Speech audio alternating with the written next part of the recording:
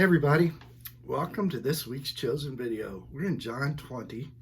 Verse of the week comes from John 11. Jesus saying to Mary and Martha, I am the resurrection and the life. He who believes in me will live even though he dies, and whoever lives and believes in me will never die. I am the resurrection and the life. In our chapter's John 20. It's a chapter, it's Easter morning. Jesus has risen, and it's a chapter that features Mary Magdalene in a very big way. She plays the main role in the Easter story. And I got to pondering that this year. Why on Easter morning does Mary Magdalene get such a big role? More than Mary, the mother of Jesus, more than Peter or John or any of the other disciples. A little bit of background. There's three Marys, at least, in the New Testament. There's Mary, the mother of Jesus. There's Mary, the sister of Martha and Lazarus, a close friend of Jesus. And there's Mary Magdalene.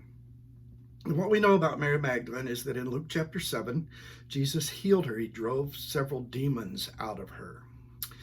And then she shows up again at the resurrection, where she's the main one in the cemetery, hanging around, trying to, anoint Jesus' body, trying to find out what's happened to Jesus' body.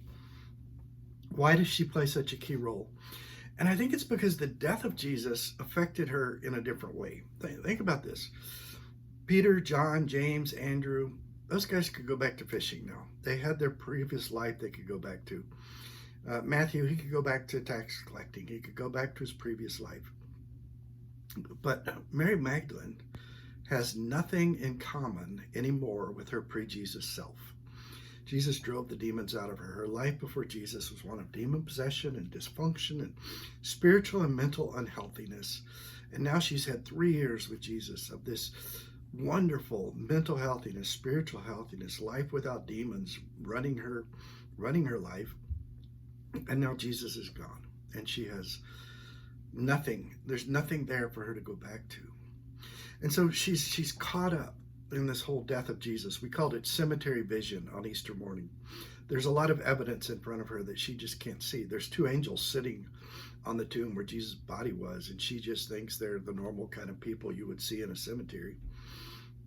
And then there's the linen cloth that had been wrapped around Jesus' body, folded up neatly and set aside. And she can't look at that and see evidence. She can't make that jump. If a grave robber took his body, they wouldn't take the time to fold up the linens. And if the gardener moved the body of Jesus, he wouldn't unwrap him first. And she can't look at those neatly folded up grave clothes and recognize what that means is they aren't needed anymore. And then Jesus himself is there, and she can't recognize Jesus. She's so caught up in her cemetery vision until the one who is resurrection and life calls her by name, Mary. And the scales fall off her eyes, and now she has resurrection vision.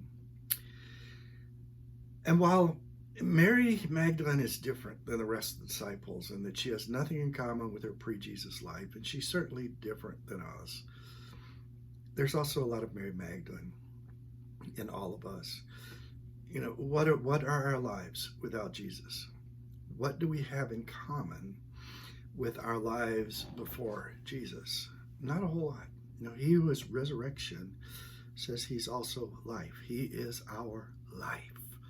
He is all. He is our all in all.